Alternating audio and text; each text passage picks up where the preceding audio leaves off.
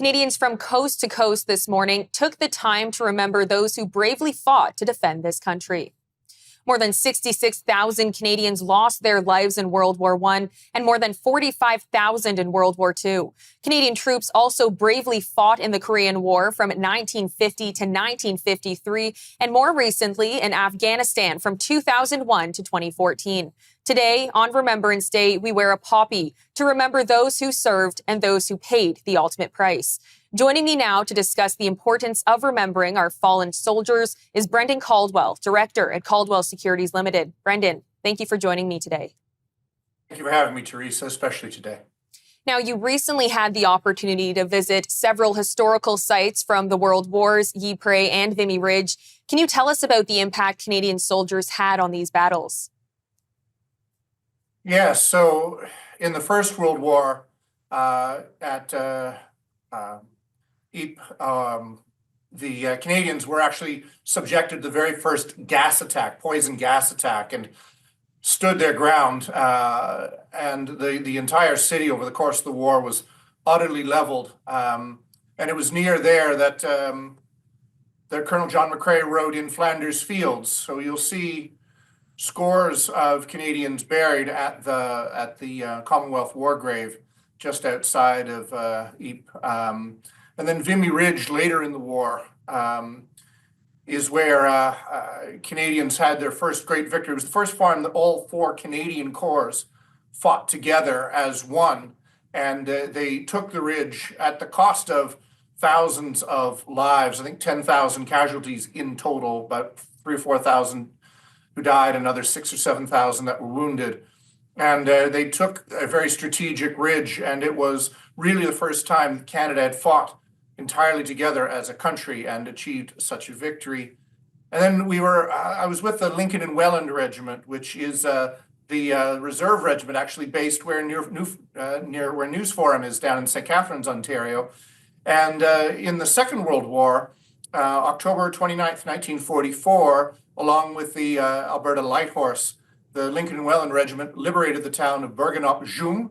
And those Dutch listening will please forgive my accent.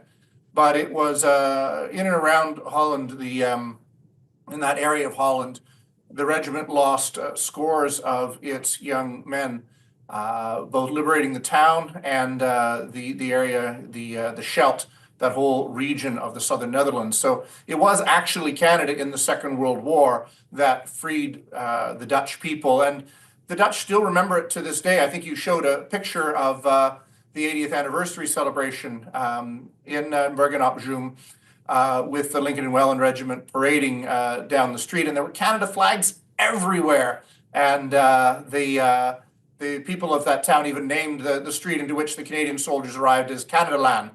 Canada Lane, I guess it translates as. And what are some lessons to be taken away from these events?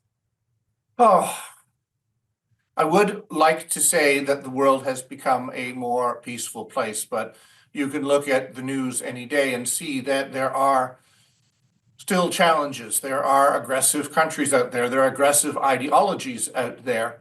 And we in Canada, I think, have been the beneficiaries of so much that previous generations have done and that other countries do at the present time in our defense. I do think that as we both remember the sacrifice that was made, is being made by soldiers currently. We have soldiers all around the world, most notably in Latvia and in other places where to stand against those aggressive ideologies. And what does remembering mean to you? Oh, I think it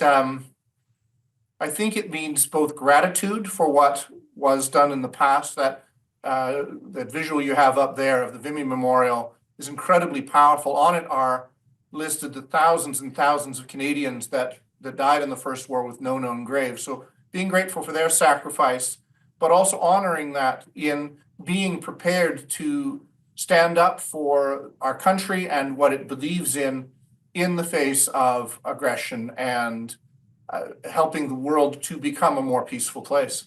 Brendan, thank you so much for the time today. Thank you, Theresa, very much.